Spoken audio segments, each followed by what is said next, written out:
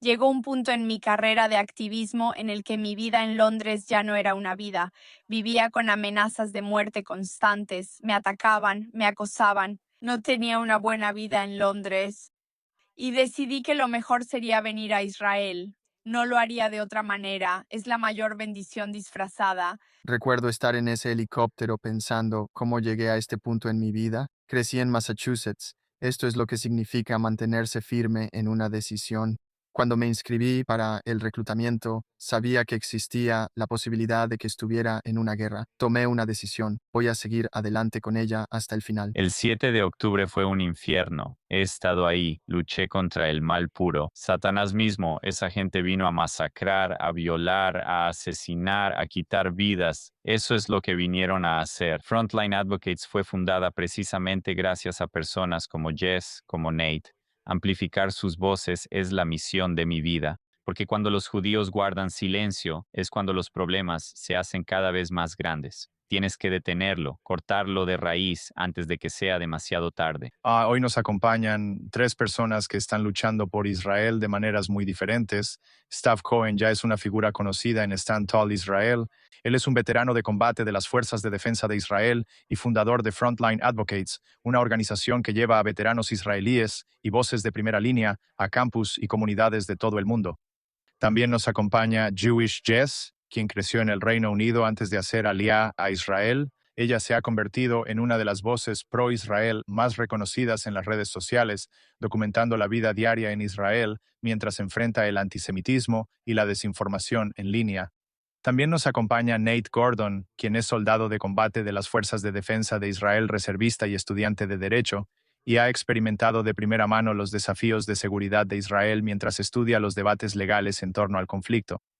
Bienvenidos a todos, gracias por acompañarme. Gracias, Dan, es un placer estar aquí una vez más. Gracias por invitarnos. Quiero empezar con algo que ha estado en los titulares recientemente. Quiero conocer tu opinión al respecto. Hace unos días, el alcalde de la ciudad de Nueva York, Zoran Mamdani, dijo que su administración está explorando si podría arrestar al primer ministro Benjamín Netanyahu si visita Nueva York para la Asamblea General de la ONU. Ahora, ¿cuál es tu reacción cuando escuchas algo así y qué opinas al respecto? Inténtalo. Hazlo. Buena suerte para ti, Mehmet Musani. Él no tiene la autoridad legal para arrestar a Netanyahu, pero realmente me gustaría verlo intentarlo porque lo más probable es que él mismo termine esposado en lugar de Netanyahu.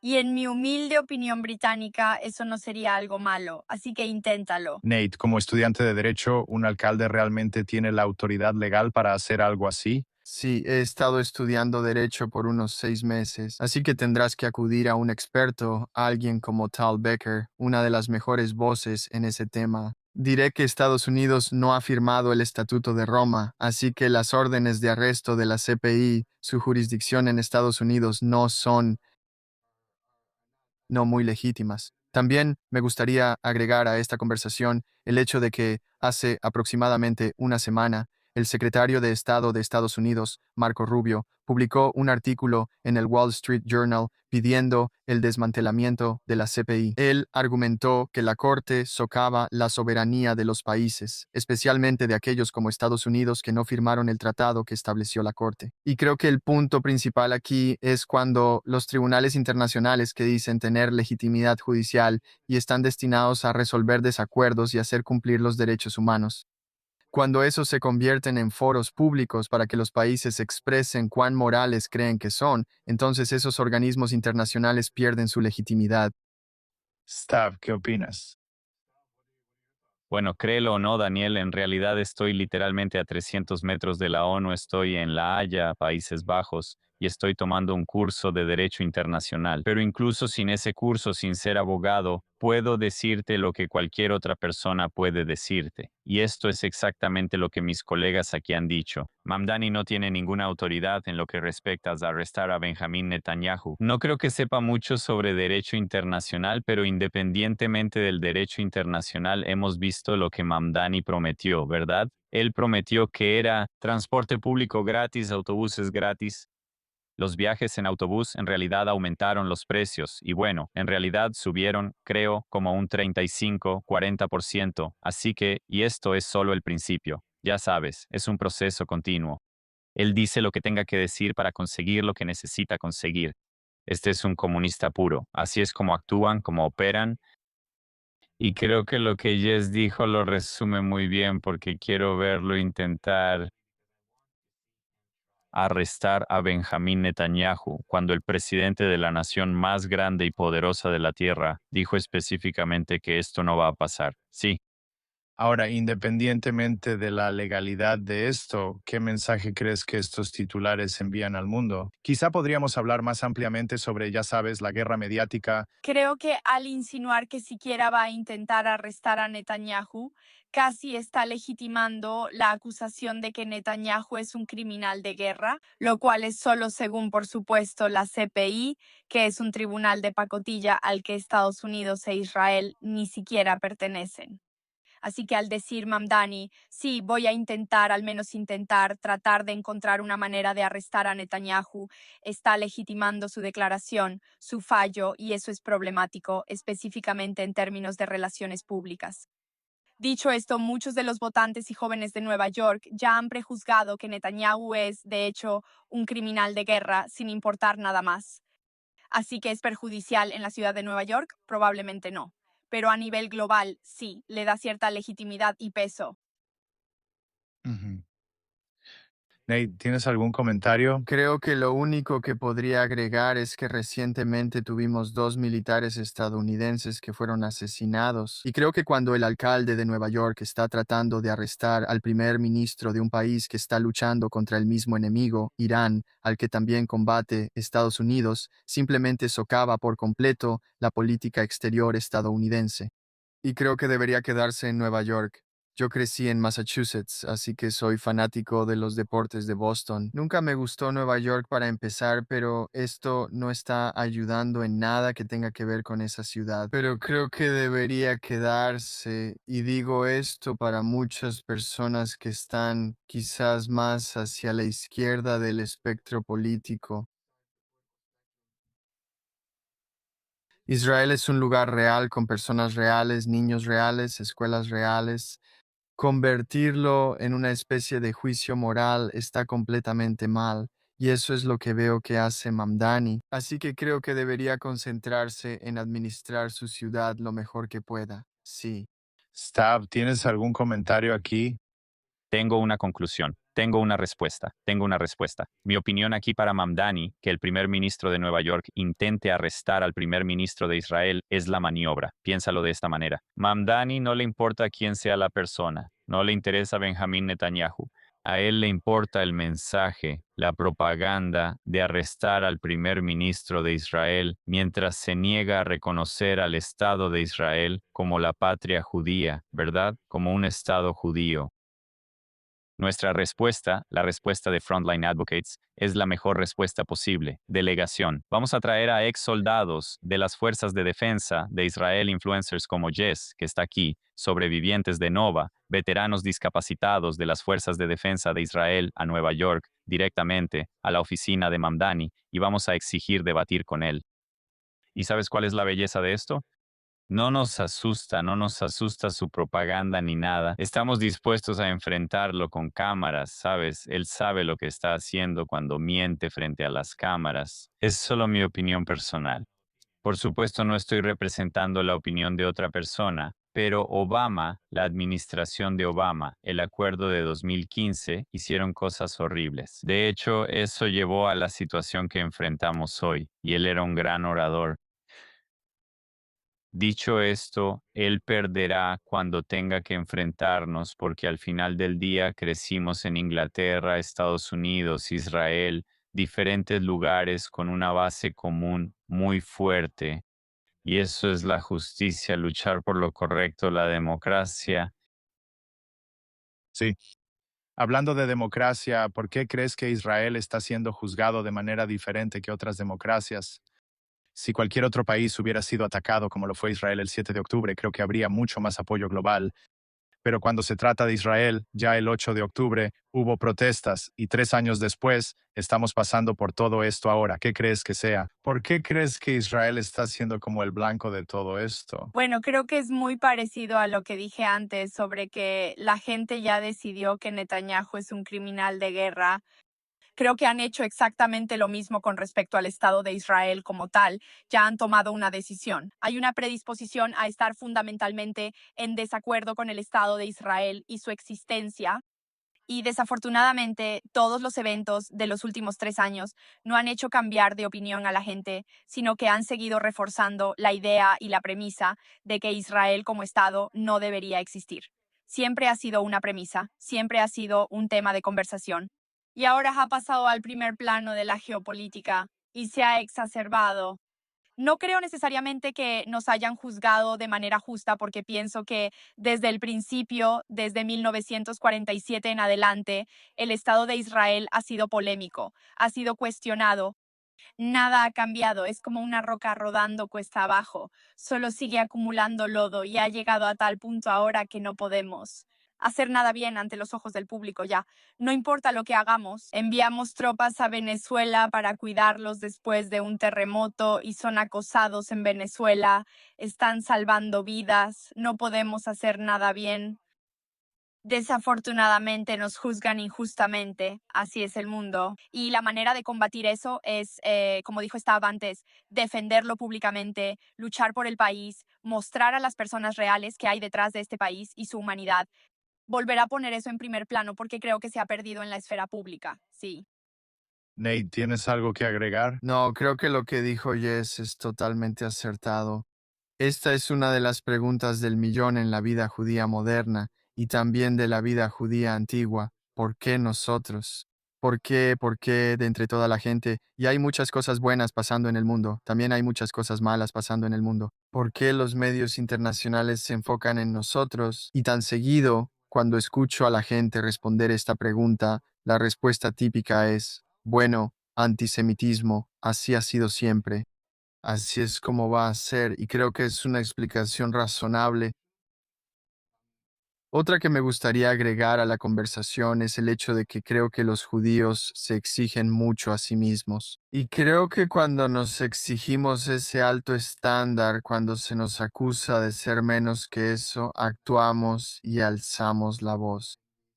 Y al hacer eso, estamos creando una conversación, estamos creando foros para que otras personas nos respondan. Y creo que poner esto en marcha, como dijo Jess, es lo correcto. Así que, además de la explicación común del antisemitismo, me gustaría agregar el concepto de que los judíos se imponen un estándar más alto, y al hacerlo el mundo nos exige estándares más altos.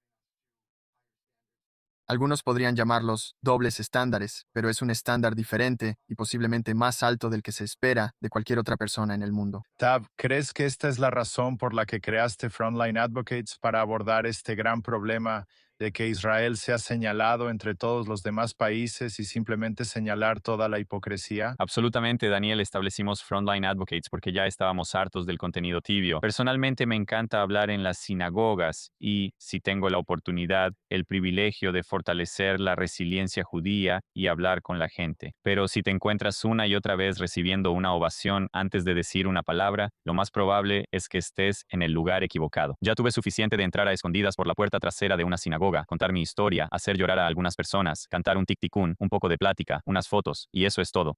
Y Dios no lo quiera, Dios no lo quiera, no publicar una historia mientras estoy allá por cuestiones de seguridad. Ya sabes, creo que Daniel hiciste una pregunta increíble y es por eso que Israel está siendo señalado o perseguido por el resto del mundo, específicamente el mundo occidental, los medios occidentales. Y creo que esto es porque nuestro mayor crimen como judíos, el Estado de Israel, está siendo perseguido por razones políticas. Es porque somos judíos, es porque para mí es la patria judía. Cuando tú, Daniel, estás en Estados Unidos, tú eres el Estado de Israel. Así que tú y yo estamos siendo perseguidos porque somos judíos. Y los tres crímenes más grandes que los judíos han cometido son: A. Sobrevivimos al holocausto. B. Fundamos el Estado. Mira, ganamos en cada maldita guerra que libraron contra nosotros.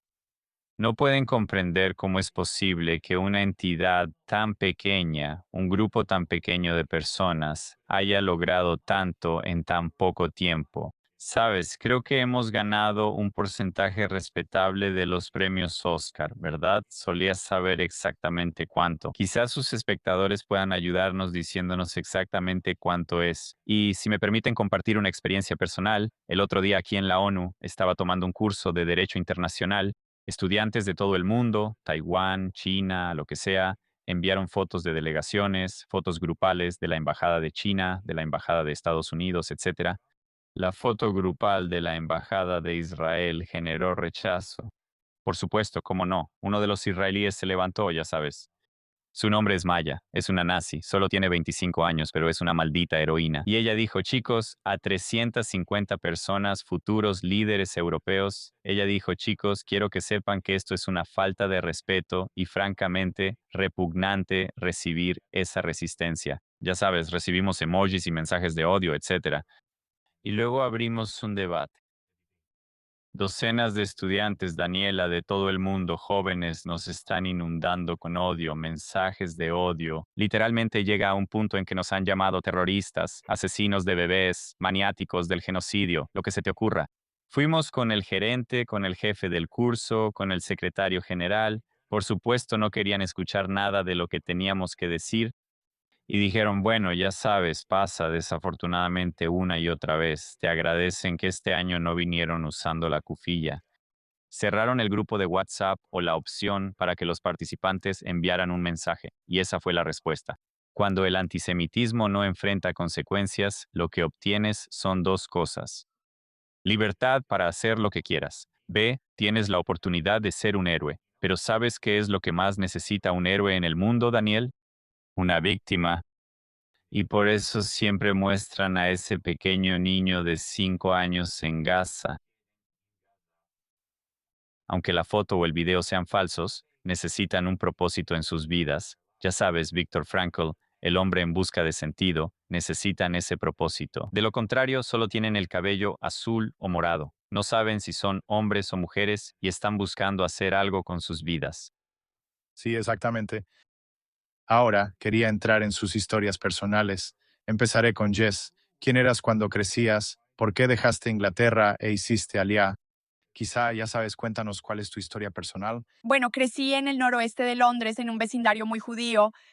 Crecí en un ambiente culturalmente judío. No era particularmente observante, pero siempre tuve fuertes lazos culturales con mi judaísmo. Vivía en una casa con mis padres y mis dos hermanas. Ellas fueron a escuelas judías. Yo no tuve el placer de ir a una escuela judía, así que no estaba tan inmersa en la comunidad judía.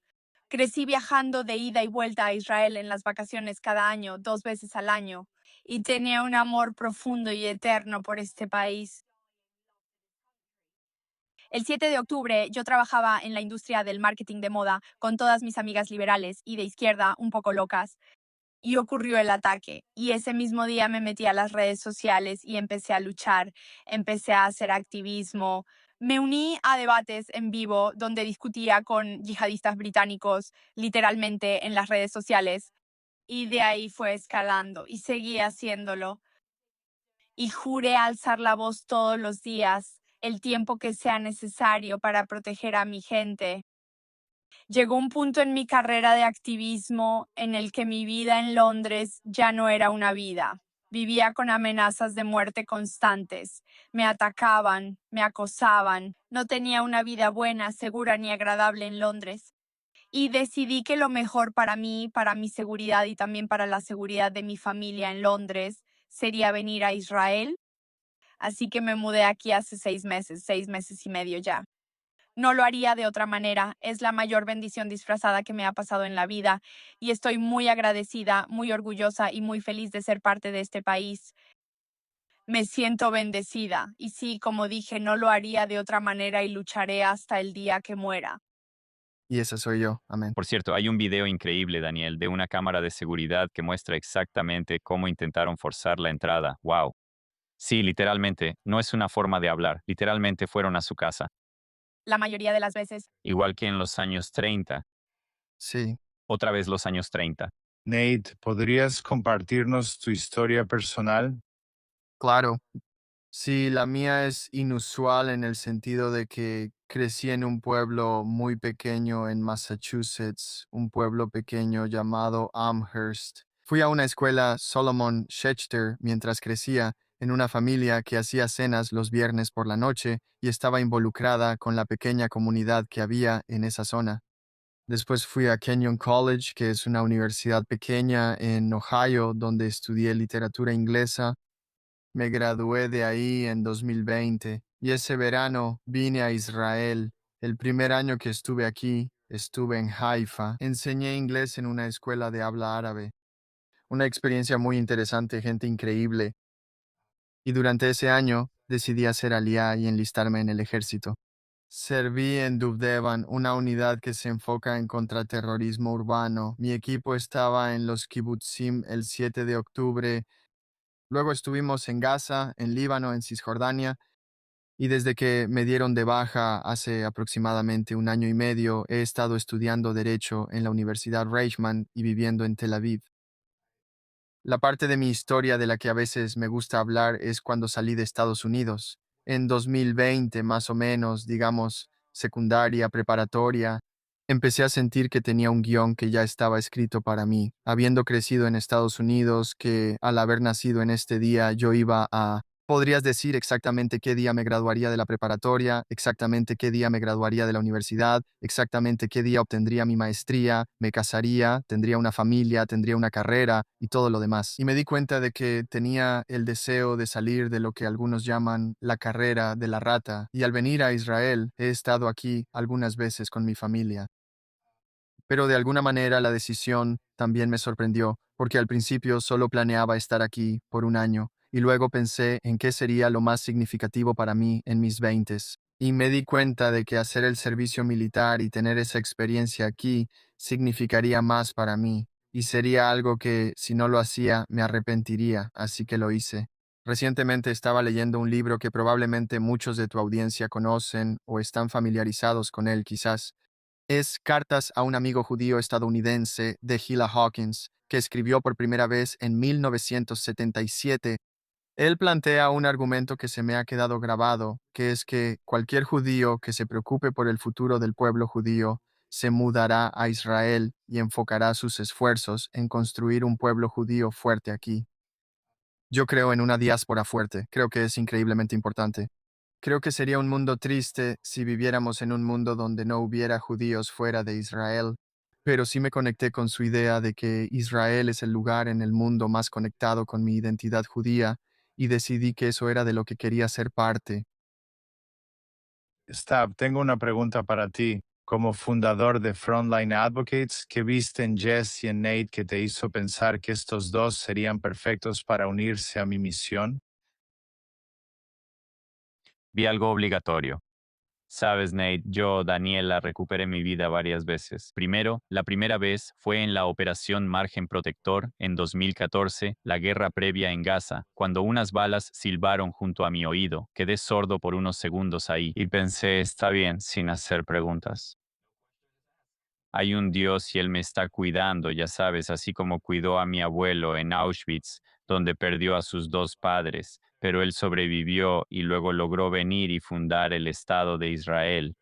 Tanto Jess como Nate tienen algo en común, y es que tienen el espíritu de un guerrero. Tus espectadores están muy familiarizados con Musab Hassan Youssef, el príncipe verde. Tengo el privilegio de haberlo entrevistado varias veces, no hace mucho, hace un par de semanas. Nos sentamos, solo él y yo, y le pregunté, Musab, ¿qué es lo que nosotros, el pueblo judío en Texas, en Múnich, en Sydney, en Israel, ¿qué es lo que necesitamos ahora mismo? Y él dijo, ya tienen todo lo que siempre han necesitado. Le pregunté, ¿qué es? Y él dijo, es el espíritu de un guerrero. Sí, literalmente tuvo que huir para salvar su vida, igual que en los años 30 de Europa a Israel, porque intentaron meterse a su casa. No creo que quisieran felicitarla por su menorá o su mezuzá, ni siquiera robarle algo. Literalmente vinieron por ella, así como fueron a la casa de mi abuelo en Host y lo patearon para llevarlo a un gueto. Nate creció como un niño estadounidense, ya sabes, jugaba fútbol americano. No es que sea muy bueno, tengo que decírtelo. He visto algunos videos, Nate. No, está bien, yo puedo lanzar. Él creció como un niño estadounidense, eligió hacer una aliyá, hizo una aliyá y luego luchó por otras personas, por personas que nunca ha conocido, en un país en el que nunca ha vivido, en un idioma que no puede hablar. ¿No es una locura? Pensé para mí mismo, ya sabes, él lo cuenta con mucha humildad, como si hubiera ido por leche al supermercado. Esta persona aquí, Nate, fue testigo de lo que había detrás de ese maldito infierno. El 7 de octubre fue un infierno. Yo estuve ahí, lo vi. Él luchó contra el mal puro, contra Satanás mismo. Esas personas vinieron a masacrar, a violar, a asesinar, a quitar vidas. Eso es lo que vinieron a hacer. Tanto los terroristas como los civiles, los miles que vinieron a robar. Conozco personalmente a un tipo que fue golpeado hasta la muerte por civiles de Gaza que en realidad solo querían robar, pero terminaron asesinando a alguien solo por ser israelí.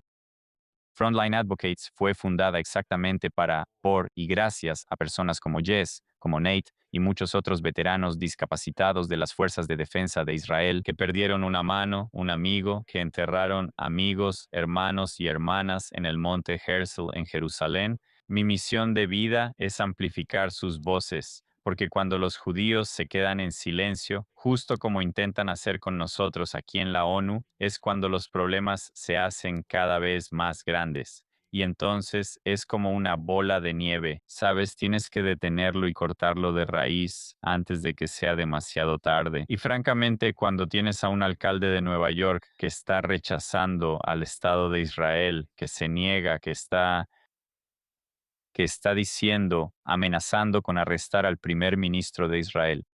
Creo que esta es nuestra señal. Sabes, cuando ves, creo que hay 17 ataques antisemitas, ataques en el terreno por antisemitismo en Israel, en Estados Unidos, 17 cada día, casi cada hora. Estamos al borde del punto de inflexión. Casi es demasiado tarde. Sabes, el Islam tiene 3 etapas. Vinieron defensores al mundo para detener que esto sucediera. Estados Unidos es la primera etapa, ya sabes, están tomando sus posiciones como demócratas. Se llaman a sí mismos demócratas, socialistas, etcétera, como si les importara a alguien más aparte de ellos mismos. Luego viene la segunda fase en Europa cuando ya dicen abiertamente, estamos aquí para conquistar. Estamos aquí para imponer la ley Sharia. Estamos aquí para cubrir el cabello, las caras y las cabezas de sus mujeres con hijab. Y luego la tercera fase, que es el Islam en Medio Oriente. Ya sabes, mira a ISIS. Ellos decapitaron a árabes, a musulmanes. Ellos no sabían cuántos rak'ah, cuántas inclinaciones hay en un solo día de oración. Más que eso. Aquí en Ámsterdam hay una exhibición de banderas. La vi el otro día. He visto Siria, Líbano, Jordania, Arabia Saudita, Pakistán, Irán, Irak. Y dije, oye, oye, oye, ¿qué demonios está pasando? ¿Sabes? Somos el Estado de Israel. ¿Dónde está nuestra bandera? Y luego cuando me acerqué vi el letrero y decía, esos son los países donde es ilegal ser gay. Y ese es el castigo por ser gay en esos países. Por ejemplo, si eres gay, Dios no lo quiera. En Irán, el castigo es la muerte. Frontline Advocates vinieron a esta guerra para detener esta locura de apoderarse del mundo, porque esa es su intención pública, globalizar la intifada, globalizar un Estado Islámico mundial. Se llama un califato. Sus espectadores deberían conocer esta palabra. Un califato, un califato, un califato, un Estado Islámico global, un solo gobernante, la ley Sharia. Las mujeres serán esclavas. Los hombres tendrán que convertirse al Islam o serán decapitados, convertirse y pagar impuestos, por cierto. Y esas no son actitudes solo de los extremistas. Esto es lo que significa hoy en día ser completamente musulmán apoyando la ley Sharia. Tengo amigos musulmanes que no apoyan la ley Sharia. Eso es algo completamente diferente. Son personas muy, muy buenas. Nuestro problema está dentro de la ley Sharia. Gracias, Steve. Quiero hablar sobre el 7 de octubre, de qué maneras el 7 de octubre cambió permanentemente a Israel y de qué maneras te cambió permanentemente a ti. Creo que en cuanto a lo que le hizo a Israel, unió al pueblo como nunca antes lo habíamos experimentado. Antes del 7 de octubre de 2023, Israel estaba algo fracturado internamente. Había conflictos políticos dentro del país. La izquierda odiaba a la derecha. No había unidad en este país. Con el ataque del 7 de octubre, todo el país se unió. No importaba si eras la persona más de izquierda o la más de derecha. Había un consenso general y era que debemos proteger a nuestra gente sin importar nada. Así que, de alguna manera, y odio decir esto, pero de alguna manera el 7 de octubre fue una bendición encubierta. Ha cambiado este país a largo plazo para bien porque sabemos que somos más fuertes juntos. Lo sabemos. Y sí, todavía hay desacuerdos políticos dentro de este país, pero en su mayoría todos coinciden en la intención y el objetivo de esta guerra, que es proteger este país a toda costa. Lo que ha hecho por mí personalmente no solo ha hecho que toda mi vida haya dado un giro de 180 grados, literalmente he puesto mi vida de cabeza, pero de la mejor manera. Pero también emocionalmente me ha afectado de una manera que nunca anticipé realmente. Me ha hecho reflexionar y darme cuenta de lo grave que es el problema del antisemitismo. Antes del 7 de octubre no pensaba que fuera un problema. Nunca lo había sentido ni experimentado. Pero cuando nos pasó a nosotros y tuvimos un periodo de empatía de 24 horas antes de que el mundo se volviera en nuestra contra, me di cuenta muy rápido. Este odio ancestral, este odio hacia los judíos, nunca ha desaparecido, nunca se ha ido. Han sido miles de años de calumnias y mentiras. Y pensamos que después del Holocausto podríamos tener algo de paz y tranquilidad, pero simplemente se quedó en las sombras y ha regresado con más fuerza que nunca. Y el problema con el antisemitismo que sigue creciendo es que nos obliga como pueblo a tener que luchar. Y eso no es un problema para nosotros. Para nosotros es algo grandioso porque hemos superado cosas mucho peores que los terroristas de Hamas en sandalias. Hemos superado al faraón, hemos superado a los nazis, estaremos bien como pueblo. Pero lo que hace en términos de imagen pública es que nos hace ver como si quisiéramos pelear. No es así. Queremos paz y tranquilidad, pero mientras exista el antisemitismo que me ha afectado internamente, ha afectado a Nate, ha afectado a Stav, mientras eso exista, vamos a tener una razón para luchar. Y va a haber un patrón cíclico continuo. Lo seguimos viendo una y otra vez. Exactamente, Nate. Tal vez puedas compartir tus pensamientos con nosotros. Sé que también estuviste en la primera línea, como dijo Stav. Tal vez puedas compartir tu experiencia también. Sí, la mañana del 7 de octubre yo estaba en mi departamento en Ramat Gan. Estábamos en casa por el fin de semana y me desperté como a las 7, 7:30, por las sirenas antiaéreas, sirenas de cohetes sobre nosotros. Y a nuestro equipo le dijeron rápidamente que regresara a la base. Fuimos a la base y desde ahí simplemente había una tremenda confusión. Y ese es mi principal recuerdo de ese día, que es algo terrible entrar en guerra. Es aún peor hacerlo cuando no sabes realmente qué está pasando. No hay inteligencia concreta sobre lo que estaba ocurriendo, pero en una situación así no hay tiempo para dudar y crear toda una estrategia.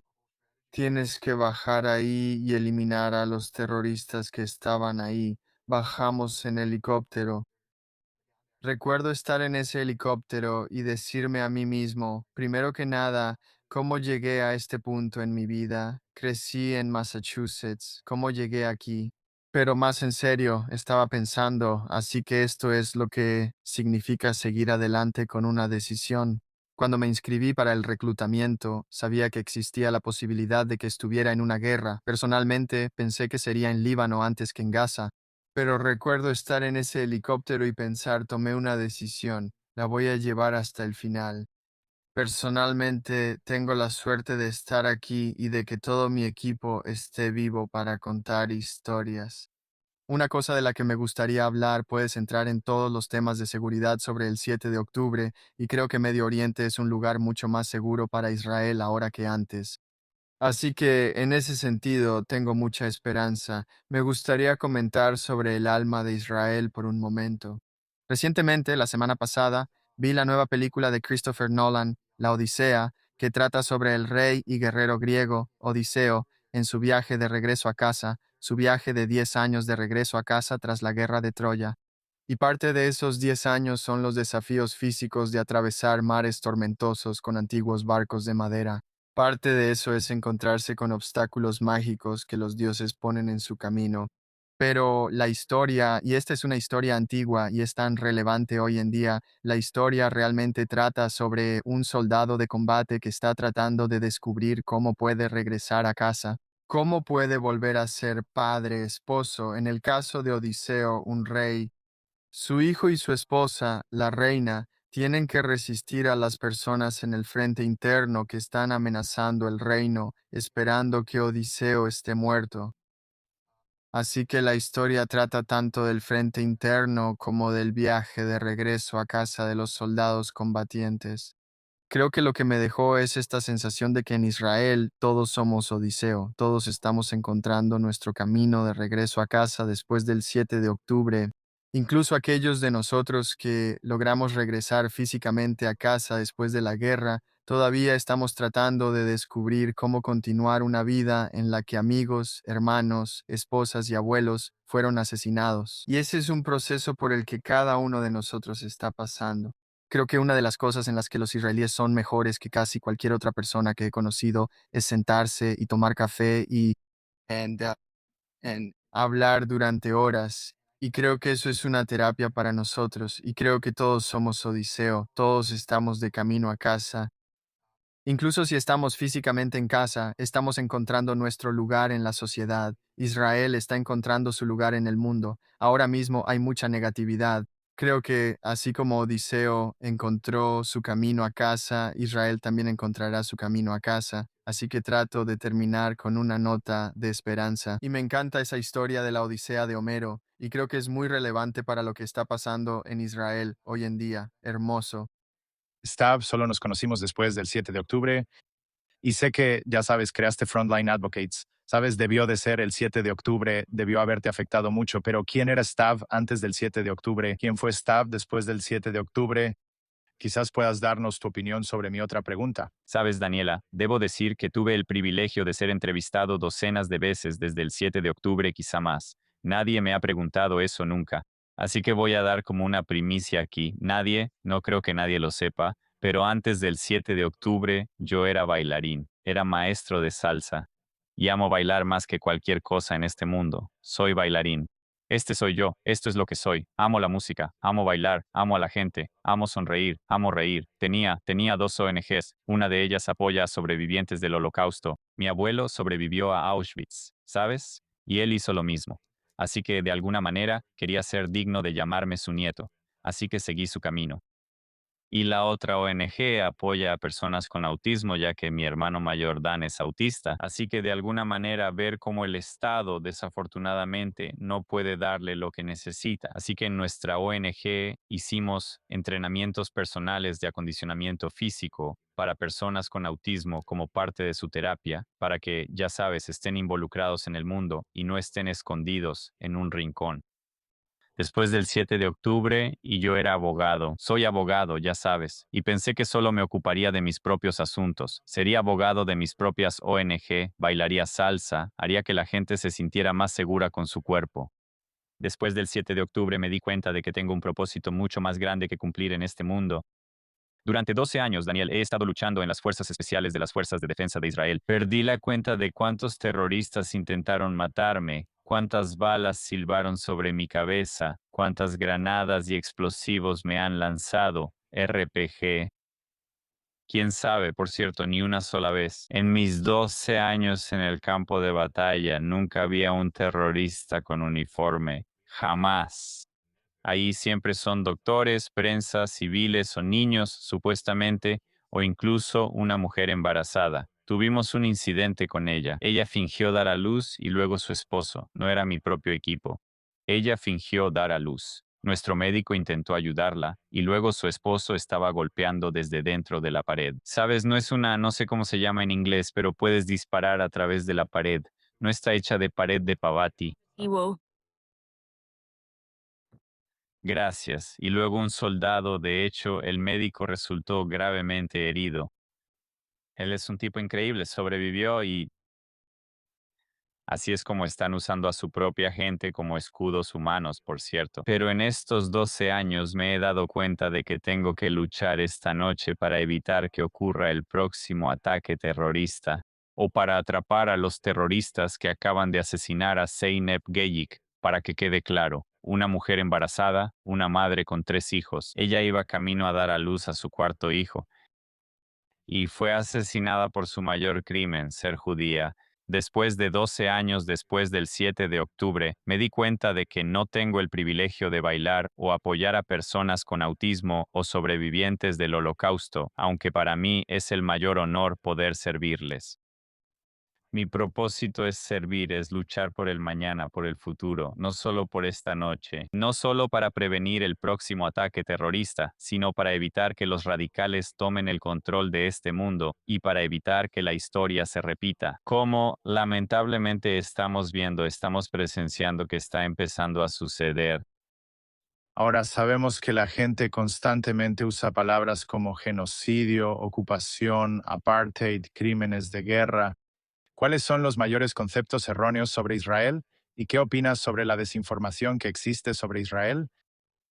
La desinformación que existe y circula constantemente sobre Israel es una locura. Lamentablemente, eso nunca se sostendría en un tribunal de justicia, pero cuando se trata de cosas como el genocidio, eso debe ser juzgado únicamente por la Sija y solo por la Sija, y no ha habido tal juicio. Así que cuando la gente lanza esa acusación, solo tenemos que seguir recordándoles que hasta ahora no existe tal juicio. Nadie puede determinar eso aparte de la CIA. Y hasta que tomen esa decisión, me parece increíblemente irresponsable que la gente esté lanzando esa acusación, no solo porque no es verdad, sino también porque diluye lo que realmente significa el genocidio. Y cuando entiendes el genocidio desde la perspectiva de la familia de una sobreviviente del Holocausto o de alguien que creció escuchando sobre Darfur y Sudán, lo que está pasando en Gaza es una guerra desafortunada. Y al referirse constantemente a esto como un genocidio, están diluyendo lo que realmente es un genocidio, y eso sienta un precedente muy peligroso. Además de eso, las acusaciones de ocupación, simplemente me cuesta comprender cómo es posible que podamos ser considerados una ocupación cuando esta es nuestra tierra ancestral y de aquí somos originarios. No podemos ser colonos en una tierra de la que realmente venimos, así que es problemático en general. En cuanto a la limpieza étnica, de nuevo, el apartheid, que es mi favorito personal. Vuela a Israel, baja del avión en el aeropuerto Ben Gurion y en 3 segundos te darás cuenta de que no existe tal apartheid. Estas acusaciones son infundadas, peligrosas, despiadadas. Y cada vez que alguien nos lanza una palabra de moda, ocupación, limpieza étnica, genocidio, apartheid, todas son lo mismo. Se están desvirtuando. Se están desvirtuando esos términos y están sentando precedentes muy peligrosos donde podemos simplemente determinar que cualquier cosa es una ocupación, cualquier cosa es un genocidio. Y no ayuda realmente a resolver guerras ni a lograr la paz. De hecho, en mi opinión, está agravando y propagando los problemas. Sí, estoy de acuerdo, estoy de acuerdo. Nate, ¿qué opinas? ¿Algo que quieras agregar? Yo diría que el único intento de genocidio fue por parte de Hamas el 7 de octubre, al intentar matar a todos los israelíes que pudieron. Puedo decirte que cuando estuve en Gaza, mi equipo hizo todo lo posible para proteger a los civiles y cumplimos con la ley internacional. Y lo que aprendí de algunas de esas experiencias es que la ley internacional y el trato a los civiles a menudo pueden depender de las acciones de un individuo, es decir, de cada miembro de mi equipo. A veces yo mismo era el responsable. Yo mismo era el responsable de eso. Y puedes tener todo tipo de políticas que vienen desde organismos como la ONU, pasando por la política israelí, la política de las fuerzas de defensa de Israel, hasta lo que los comandantes les dicen a los soldados. Al final del día necesitas a un soldado que ha sido criado en una sociedad que santifica la vida, donde tomará todas las precauciones posibles antes de apretar el gatillo. Y eso es lo que yo vi. Y eso es lo que la sociedad israelí les enseña a sus hijos. No aprietes el gatillo a menos que estés completamente seguro de que tu vida está en riesgo, y creo que eso es algo importante que el resto del mundo debe escuchar. El tema de la desinformación y todo eso es un gran problema. ¿De dónde obtenemos las noticias? Antes, mi familia recibía el New York Times en la puerta de nuestra casa en algún momento, y le dije a mi mamá, necesitamos recibir también el Wall Street Journal. Vamos a agregar algunas otras fuentes, y eso fue antes de la inteligencia artificial y todo eso. Es increíblemente difícil, y es increíblemente difícil saber si mi información es real. Me lo pregunto cada vez que abro mi teléfono, pero creo que es lo que tenemos que preguntarnos, y necesitamos recurrir a fuentes de noticias en las que confiemos, cada quien la que considere mejor, y es un esfuerzo. Todos tienen que verificar la información. ¿Cómo sabemos que la información que recibimos es verdadera? Es un gran problema. Se necesita responsabilidad personal. Las personas que se preocupan por la verdad la encontrarán. Aquellos que no lo hagan vivirán en la oscuridad y ese es su problema. Desafortunadamente, en este momento, es el problema de Israel, pero le corresponde a cada uno de nosotros averiguar cómo sabemos las cosas que sabemos. Stav.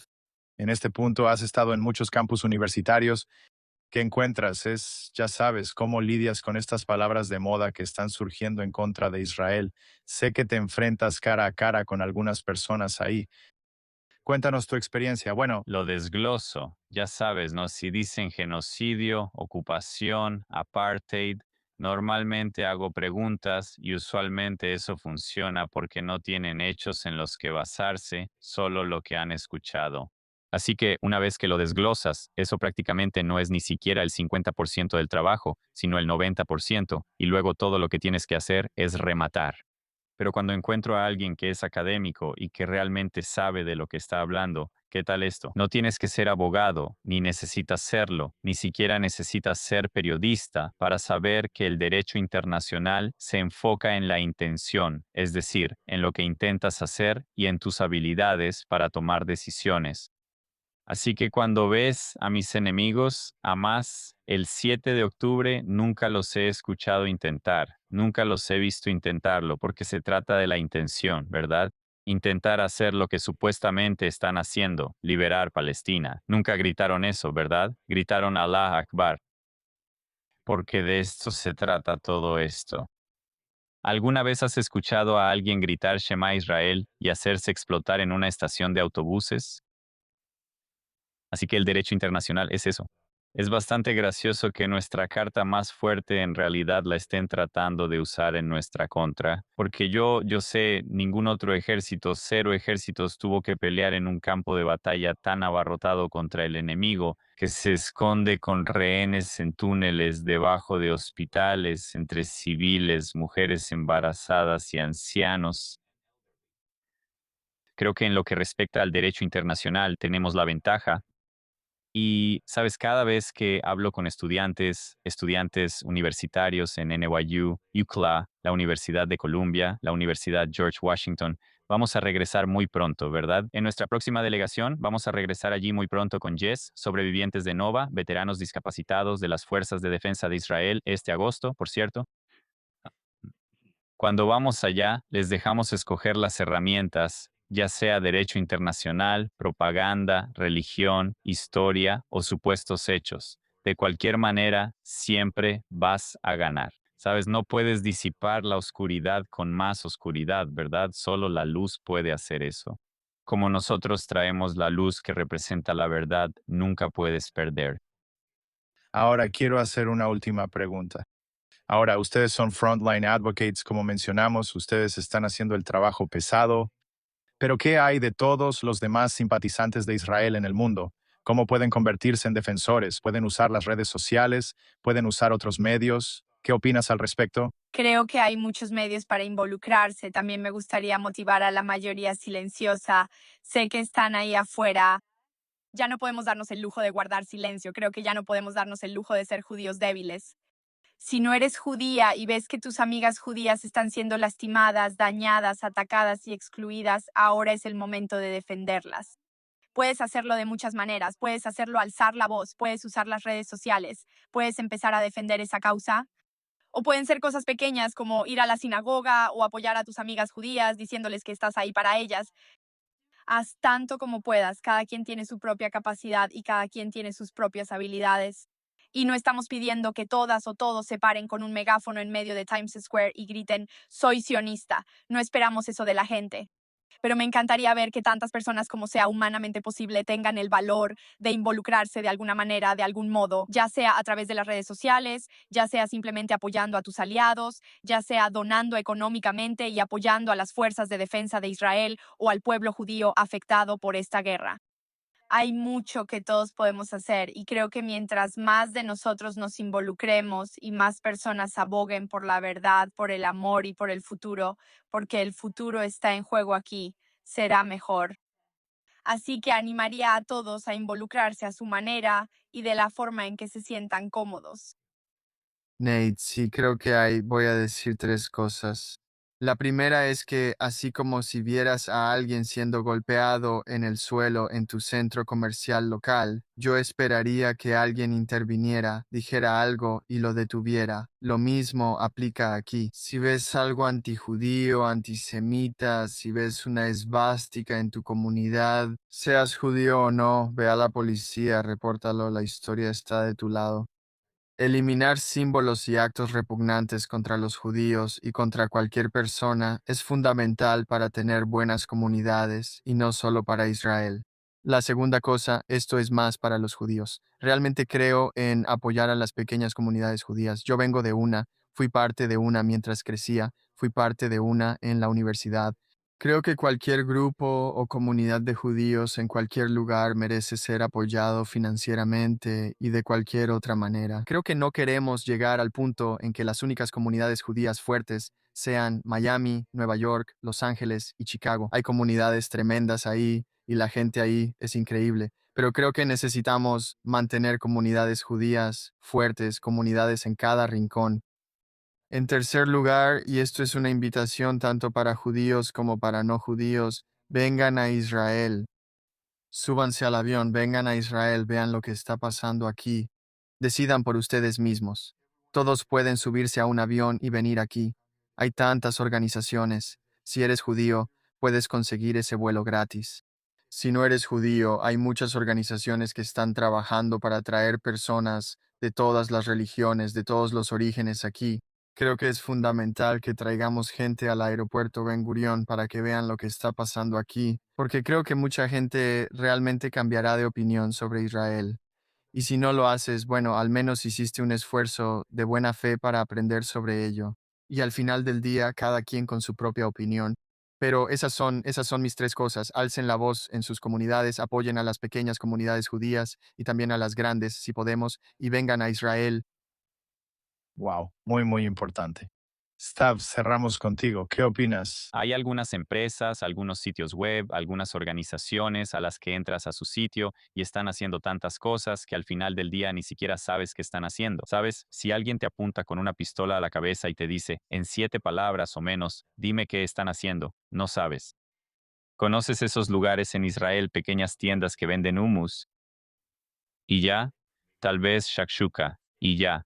Esto viene de un defensor, así que vendemos hummus. Hacemos 3 cosas simples pero cruciales. Primero lo primero, construimos puentes, si se puede, con diferentes comunidades, cristianos, musulmanes, estudiantes, personas que se identifican como pro-palestinos. Construimos puentes si se puede. En segundo lugar, luchamos contra el antisemitismo si es necesario, ya sabes. Este es nuestro entrenamiento. Debatimos en redes sociales, geopolítica, historia, islam, cristianismo, lo que sea. Nuestros oradores están bien entrenados en todo. Así que saben cómo construir puentes, si es posible, o luchar contra el antisemitismo si es necesario. Al hacer esas cosas, esperamos lograr nuestro tercer objetivo, que es fortalecer la resiliencia judía, ya sea construyendo un puente o alzando la voz. Estamos en la primera línea haciendo el trabajo pesado, tal como dijiste, y por eso, exactamente por eso es tan importante saber quiénes son esas personas que están haciendo el trabajo pesado, personas, buenas personas, como Jess, como Nate, otros veteranos discapacitados de las Fuerzas de Defensa de Israel, otros sobrevivientes de Nova. Todos vienen de diferentes lugares, diferentes orígenes, diferentes historias, pero todos vienen voluntariamente. Daniel, voluntariamente. Vienen una y otra vez para días completos de entrenamiento durante semanas y semanas. Y luego las delegaciones, por supuesto, cuando su vida está en peligro, porque todos hemos visto a Charlie Kirk y lo que pasó, cómo terminó, cómo acabó. Por supuesto tenemos seguridad, pero es peligroso. Esas personas vienen voluntariamente para construir puentes, luchar contra el antisemitismo y fortalecer la resiliencia judía. Y esta es exactamente la razón por la que apoyar a Frontline Advocate es tan sencillo, pero recibes lo que ves. Tan sencillo.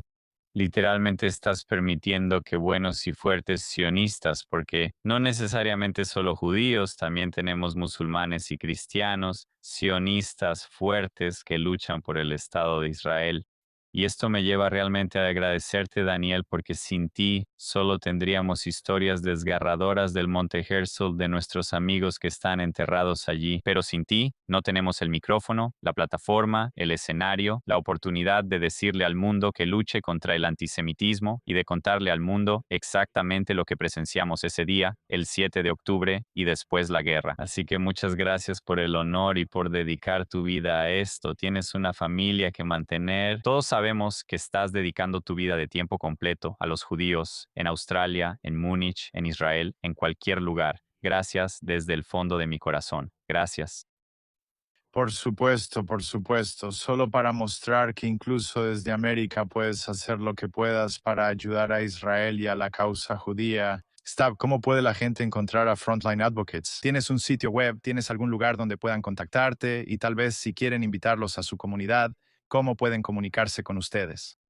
Por supuesto. Así que Frontline Advocates tenemos un sitio web, tenemos redes sociales, Instagram, Facebook, lo que sea. Pueden contactarnos fácilmente. Nos encantaría ir a su comunidad, hablar con yo los llamo los próximos líderes de Estados Unidos. Ustedes los llaman sus hijos, pero está bien. Ambos tenemos razón. Así que son más que bienvenidos. Sus espectadores son más que bienvenidos a contactar a Frontline Advocates. Tenemos un sitio web, Instagram, redes sociales, por supuesto, apoyando nuestra causa.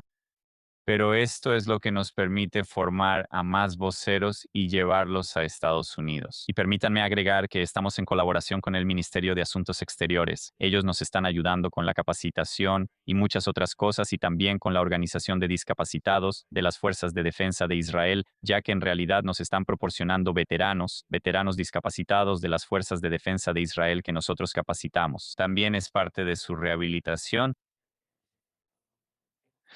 Jess, Night Staff, muchas gracias por acompañarme y gracias por todo lo que están haciendo por el pueblo judío, el Estado de Israel. De verdad es inspirador escuchar sus historias y espero que podamos hablar de nuevo pronto. Muchas gracias. Amén. Les deseo todo lo mejor. Gracias, Daniel. Gracias. Sí.